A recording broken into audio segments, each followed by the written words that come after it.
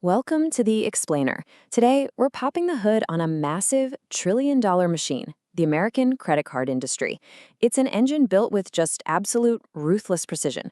So, we're going to strip away all that glassy marketing, look at the cold, hard mechanics of debt, and show you exactly how this whole trop is put together. Crazy thought, right?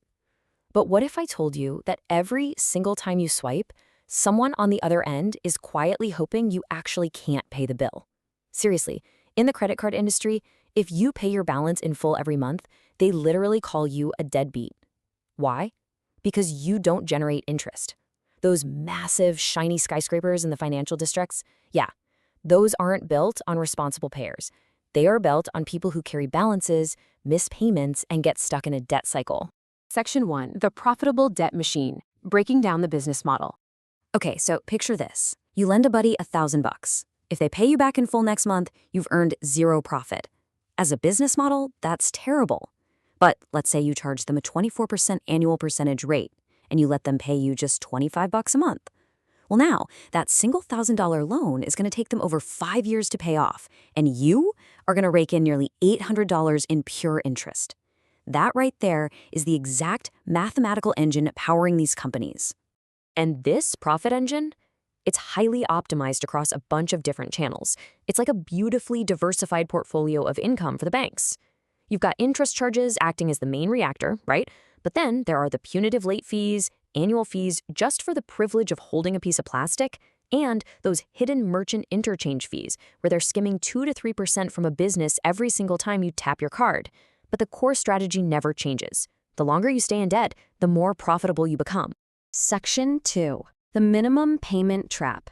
The illusion of the smaller number.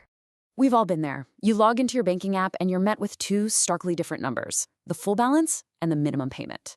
Now that minimum payment is a total psychological masterpiece. It feels comforting, right? It feels like you're doing the responsible thing by paying it. But in reality, paying the minimum directs the vast majority of your money straight toward interest. It's literally like bailing out a sinking boat with a teaspoon. The actual debt barely shrinks. It's the perfect mechanism to turn a fun, quick weekend vacation into half a decade of real financial strain. Section 3. Psychological tricks and rewards. Why we spend more. Think about it. Swiping or tapping a card feels completely effortless. Neurological studies actually show that handing over physical cash activates the pain centers in our brains.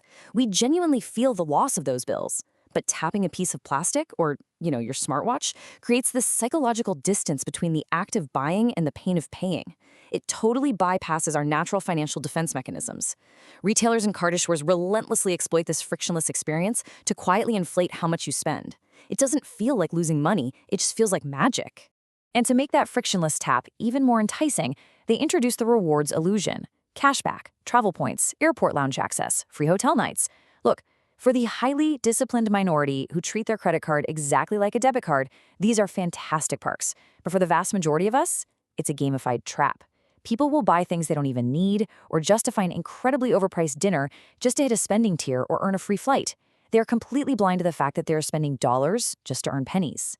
Because it all boils down to this cold reality. Spending $100 to save $2 isn't really saving money. It's spending $98.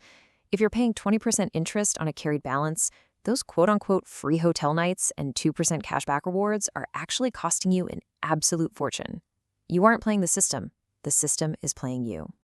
Section 4. The threat of lifestyle inflation when interest snowballs. Let's walk through the tragic 4-step cycle that catches millions of Americans. It happens slowly and then all at once. Step 1, you get a raise. You're feeling wealthier. Awesome. Step 2, lifestyle inflation hits. You sign a lease for a slightly nicer apartment, maybe finance a newer car, add a few more monthly subscriptions. Step 3, life happens. That new salary doesn't quite cover the shiny new lifestyle, so credit cards quietly step in to fill the gap. And then step 4, the trap snaps shut. Instead of building wealth with your higher income, you are simply building debt, just treading water to service a lifestyle you thought you could afford. Section 5. Escaping the cycle, the jailbreak plan. All right, so here is your tactical jailbreak plan to break the machine's hold. Number 1, always pay the full statement balance. Just completely ignore that minimum payment.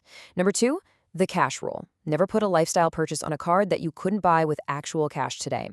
3. Track your spending relentlessly so that effortless tapping doesn't completely blindside your budget. 4. Build a liquid emergency fund. Cash is your shield. It makes sure a flat tire doesn't automatically turn into revolving debt. And 5. If you're already in the trap, create a ruthless repayment strategy and put it on autopilot. Consistency breaks the cycle. These companies are putting on absolute masterclasses in behavioral economics. They are perfectly designed to extract profit from our innate desire for convenience. But understanding their mechanics, that gives you the ultimate advantage. At the end of the day, the plastic in your wallet has no moral alignment. It's just a tool. So the only question that really matters now is this: will you use credit cards intentionally to build your life, or will you let them use you to build theirs? Take control. Share this explainer with someone who needs to hear it, and keep learning.